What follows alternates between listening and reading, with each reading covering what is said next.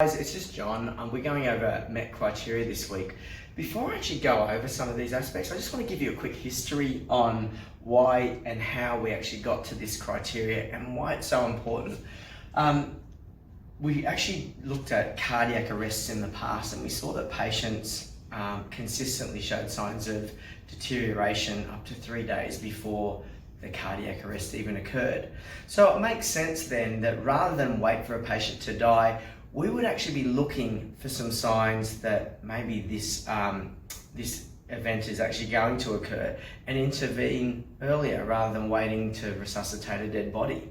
And so we had 36 different criteria, and it wasn't workable from a rapid response point of view, so they've abbreviated that criteria into something really workable and prescriptive.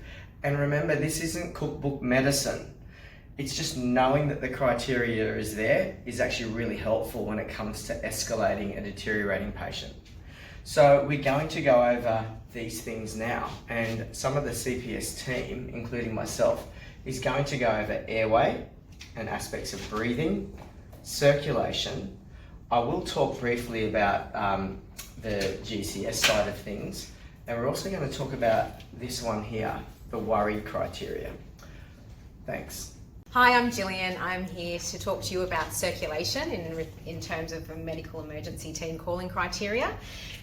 So basically with circulation, all patients who are experiencing cardiac arrest, so that would be a cardiac arrhythmia that's not consistent with cardiac output, you would obviously need to call a MET call. Also things to consider are pulse rate. So we know that a normal adult pulse rate is 60 to 100 beats per minute. So we would consider a patient who had a heart rate of less than 40 to be concerning, and also higher than 140 to be concerning as well. You would measure their heart rate best by taking a radial pulse for 1 full minute, and then also assessing at the same time the rate, the rhythm, and the regularity of the pulse. Then we think about systolic blood pressure. Not that diastolic blood pressure is not important, but we know that systolic blood pressure is the pumping pressure of the heart, and this is what we need to get adequate oxygen delivery to the organs. So a patient who is having a systolic blood pressure of less than 90 or higher than 200 would be concerning, unless of course the patient has other I've lost it, sorry. Hi guys, I'm Sondas. I'm going to be talking to you about breathing. So looking at the MET call criteria, we're going to follow a few steps in how I will detect there's a patient who's going to deteriorate.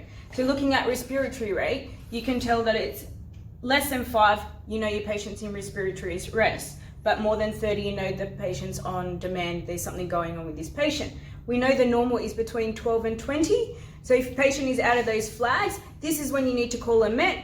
If you're concerned about the patient and you just don't know why they're out of those flags, you can also call the MET and say something is going on. So don't fear that you can't call a MET. Even this is you guys as a MET call, as an intern or a student, you still can call the MET. Okay, then let's look at oxygen sats. If your patient is below 90% with oxygen, what is going wrong?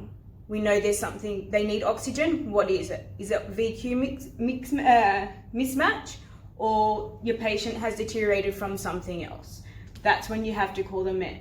If your patient is sitting with at 95% on 100% oxygen, what is wrong with your patient? This is when you're concerned, and you as the doctor, if you need more support, this is when you have to call the MET call. We need to know what's going on with your patient. Even though if you don't know what's going on, we need to get that team to come and support you to find out what other things are going on.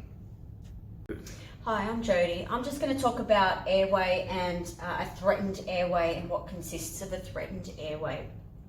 So a threatened airway is a clinical situation that generally is going to increase the risk of a patient developing a severe upper airway obstruction. Some of these things that we need to be thinking about of what can cause this could also mean just some edema, some obstructions. So we could have some obstructions of some blood or vomit, or some sort of foreign objects that can obstruct our airways as well. But some of the things that we do miss or don't think about that's going to cause a threatened airway, you could have a patient who is having a coughing fit, so that's considered as a threatened airway as well. There could be some trauma associated with that, or if somebody's just ingested some food that they're not quite sure of, or it's got stuck in their throat, creating an itchy throat, or some extra swelling happening. We want to try and call this medical emergency to try and help reduce the risk of any further deterioration of that patient based on that airway obstruction. We also think about whether we have, sorry, I've lost it again. Go. Yeah, so in thinking about other things, the most important thing in a patient is their tongue, and that is the most common cause of an airway obstruction, especially if they do start to change their level of consciousness. The tongue generally sits back and can close the airway and obstruct the airway as well. So we need to think of those things.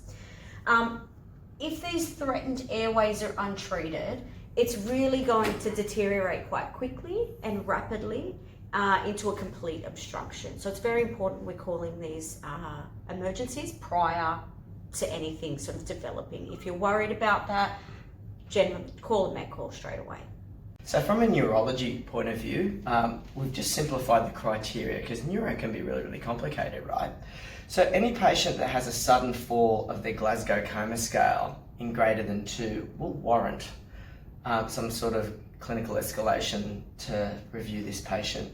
What we use is that we use AVPU. I don't think that's particularly useful, but I think it's good to point out things like whether the patient's, alert, or whether they're responding to a voice, or whether they're not responding to anything other than some noxious stimuli, or whether they're just straight out unconscious. And of course, if they're unconscious, you're going to call a MET on them. The other thing I wanted to talk about was this worried criteria. You would have seen a video on Ken Hillman sort of talking about people using their instincts to just call for some medical assistance if they're worried. I want you to really think about that, because when you're observing your patients, you're looking at their observations, and we have talked to you about between the flags, and I really hope that you're comfortable about the concept of between the flags. But if a patient is in the white zone out of all the vital signs that you're taking off them, and you're still worried about them, we're telling you that that's significant, and we're telling you that it's okay to escalate and call the medical emergency team to come and review your patient. So it's okay if you're worried, you can get some help.